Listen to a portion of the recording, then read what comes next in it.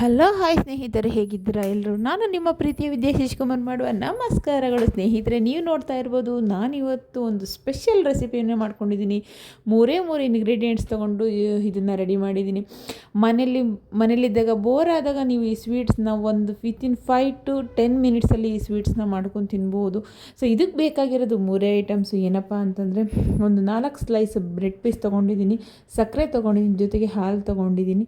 ಈ ಮೂರೇ ಇಂಗ್ರೀಡಿಯೆಂಟ್ಸ್ ಇದ್ದರೆ ಮನೇಲಿ ತುಂಬ ಅದ್ಭುತವಾದಂತಹ ಸ್ವೀಟ್ನ ಮಾಡ್ಬೋದು. ಏನಪ್ಪ ಆ ಸ್ವೀಟ್ ಅಂತೇಳಿ ನಾನು ಇವತ್ತು ನಿಮಗೆ ಮಾಡಿ ತೋರಿಸ್ತಾ ಇದ್ದೀನಿ. ಸೊ ಈಗ ನಾನು 4 ಬ್ರೆಡ್ ಪೀಸ್ನ ತೊಗೊಂಡಿದ್ದೀನಿ ಅಲ್ವಾ, ಅದನ್ನು 4 ಸ್ಲೈಸ್ನ ಸಹ ನೀಟಾಗಿ ಎಡ್ಜಸ್ನ ಕಟ್ ಮಾಡಿ ಸಪ್ರೇಟ್ ಮಾಡ್ಕೊಳ್ತಾ ಇದ್ದೀನಿ. ಅದಾದಮೇಲೆ ನಾನು ಸಣ್ಣದಾಗಿ ಕಟ್ ಮಾಡಿಕೊಂಡು ಅದನ್ನು ಒಂದು ಬೌಲ್ಗೆ ಹಾಕ್ಕೊಳ್ತಾ ಇದ್ದೀನಿ. ಸೊ ಈಗ ನಾನು ಅದನ್ನು ಬೌಲ್ಗೆ ಹಾಕ್ಕೊಂಡು ಅದ್ರಿಗೆ ಒಂದು ಮಿಲ್ಕ್ನ ಆ್ಯಡ್ ಮಾಡ್ಕೊಳ್ತಾ ಇದ್ದೀನಿ. ಸೊ ಮಿಲ್ಕ್ ಅಂದರೆ ಹಾಲನ್ನ ತೊಗೊಂಡು ನೀಟಾಗಿ ಕಲಿಸ್ಕೊಳ್ಳಿ. ತೀರ ತೆಳು ಕಲಿಸ್ಕೊಳಕ್ಕೆ ಹೋಗಬೇಡಿ.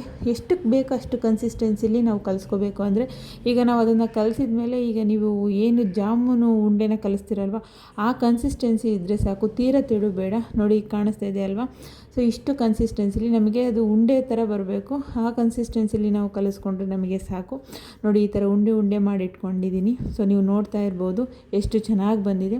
ಸೊ ಅದನ್ನು ಸಪ್ರೇಟ್ ಮಾಡಿ ಇಟ್ಕೊಂಡು ನಾನು ಈಗ ಒಂದು ಬೌಲಷ್ಟು ಸಕ್ಕರೆ ತೊಗೊಂಡು ಈಗ ನಾನು ಪಾಕ ರೆಡಿ ಮಾಡ್ಕೊಳ್ತಾ ಇದ್ದೀನಿ. ಸೊ ನಿಮ್ಗೆ ಆಲ್ರೆಡಿ ಗೊತ್ತಾಗಿರ್ಬೋದು ನಾನು ಏನು ಮಾಡ್ತಾಯಿದ್ದೀನಿ ಅಂತ. ಹೌದು, ನಾನು ಇವಾಗ ಮಾಡ್ತಾ ಇರೋದು ಬ್ರೆಡ್ ಜಾಮೂನು. ತುಂಬ ಅಂದರೆ ತುಂಬ ಟೇಸ್ಟಿಯಾಗಿ ಬರುತ್ತೆ ಸ್ನೇಹಿತರೆ. ಮನೇಲಿ ಟ್ರೈ ಮಾಡಿ. ನಿಮಗೆ ಜಾಮೂನ್ ಪ್ಯಾಕೆಟ್ ಇಲ್ಲ ಅಂತಂದರೆ ಇದನ್ನು ಈಸಿಯಾಗಿ 5ರಿಂದ 10 ನಿಮಿಷದೊಳಗೆ ಮಾಡ್ಬೋದು.